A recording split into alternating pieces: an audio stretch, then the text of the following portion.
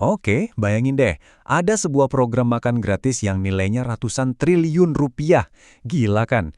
Nah, ini jadi pertanyaan besar. Apakah ini bakal jadi momen kebangkitan ekonomi buat rakyat banyak, atau justru jadi beban utang buat generasi kita nanti? Jawabannya ternyata mungkin ada di sebuah filosofi yang udah lama banget kita kenal, ekonomi Pancasila. Yuk kita bedah bareng-bareng. Nah, ini dia pertanyaan intinya. Pertanyaan yang menentukan semuanya. Jadi, ketika sebuah program raksasa ketemu sama sebuah filosofi yang luhur, apa yang bakal terjadi? Apakah ini jadi awal kebangkitan bangsa, atau malah jadi beban sejarah yang menghantui masa depan kita? Inilah inti dari pembahasan kita kali ini. Oke, untuk bisa jawab pertanyaan tadi, kita nggak bisa cuma ngeliat angka-angka doang. Kita harus mundur dulu, kembali ke fondasinya, ke DNA ekonomi Indonesia itu sendiri, Pancasila. Sebenarnya apa sih itu? Intinya tuh soal keseimbangan. Begini, kalau sistem ekonomi terlalu individualistis, ya kita tahulah, yang kaya makin kaya, yang miskin ketinggalan. Tapi sebaliknya, kalau terlalu kolektif, di mana semua diatur negara, semangat buat inovasi dan wirausaha bisa-bisa malah padam. Nah, ekonomi Pancasila ini mencoba cari jalan tengah di antara dua kutub itu. Gampangnya, sistem ekonomi ini tuh diibaratkan kayak sebuah keluarga besar. Tujuannya bukan soal siapa yang paling sukses sendirian, tapi gimana caranya supaya seluruh anggota keluarga ini bisa sejahtera bareng-bareng.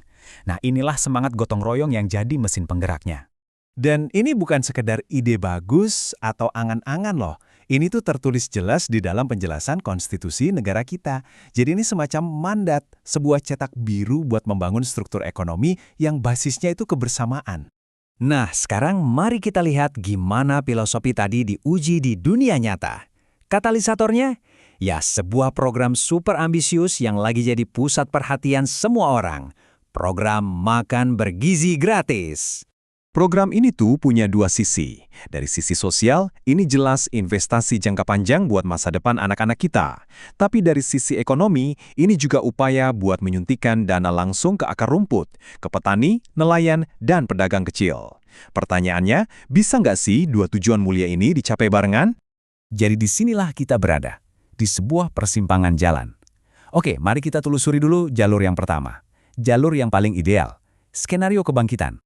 Coba deh bayangin skenario terbaiknya. Setiap piring makanan yang disajikan di sekolah itu jadi sumber penghasilan buat petani di desa sebelah. Uang ratusan triliun dari pemerintah itu nggak lari ke korporasi di kota besar, tapi berputar di daerah-daerah, menghidupkan warung, koperasi, dan UMKM. Nah, inilah yang dimaksud dengan jalur kebangkitan. Tapi, tentu ada jalur lain. Jalur yang lebih berbahaya, di mana niat yang baik bisa berujung pada konsekuensi yang, ya, sangat negatif. Ini adalah skenario beban. Ini dia risikonya. Anggaran yang segede itu bisa jadi magnet buat perusahaan-perusahaan raksasa dan pemain elit. Bukannya memberdayakan petani lokal, proyek ini malah bisa dikuasai sama segelintir pihak lewat tender-tender terpusat. Akhirnya, yang seharusnya dibantu malah cuma jadi penonton. Inilah bahaya dari pendekatan yang serba top-down atau dari atas ke bawah. Bapak Ekonomi Pancasila sendiri, Profesor Mubiarto, itu sudah pernah memperingatkan soal ini. Beliau bilang, kebijakan yang kelihatannya pro-rakyat atau populis, itu jangan sampai cuma jadi kedok buat praktek neoliberal. Praktek yang ujung-ujungnya cuma menguntungkan korporasi besar dan segelintir elit. Jadi, poin utamanya adalah, ini bukan cuma soal logistik pengadaan makanan ya. Ini adalah pertarungan antara dua filosofi ekonomi yang beda banget. Yang satu membangun dari bawah ke atas, yang satu lagi mendikte dari atas ke bawah. Jadi, mana yang bakal terjadi? Kebangkitan atau beban? Nah, jawabannya itu ternyata bukan ada di idenya, tapi ada di implementasinya. Kuncinya itu ada di detail pelaksanaan di lapangan. Lalu gimana caranya biar kita bisa memastikan program ini berjalan di jalur kebangkitan? Ternyata ada beberapa langkah kunci yang diusulkan. Ada 4 langkah kunci. Pertama, yang jadi pemasok utama itu wajib hukumnya koperasi lokal, bukan perusahaan raksasa. Kedua, industrialisasi sumber daya alam harus melibatkan kepemilikan lokal, jadi masyarakat setempat ikut untung. Ketiga, fokusnya harus untuk kebutuhan dalam negeri dulu. Dan yang keempat, proyek lumbung pangan skala besar atau food estate itu harus diaudit ulang dan lebih mengutamakan pertanian keluarga.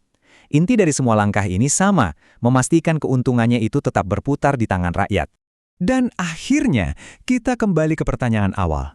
Kebijakan ini sekarang berdiri di persimpangan jalan.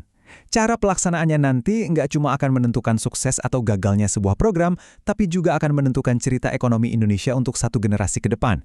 Jadi, kebangkitan atau beban? Pilihan itu ada di tangan para pelaksana kebijakan.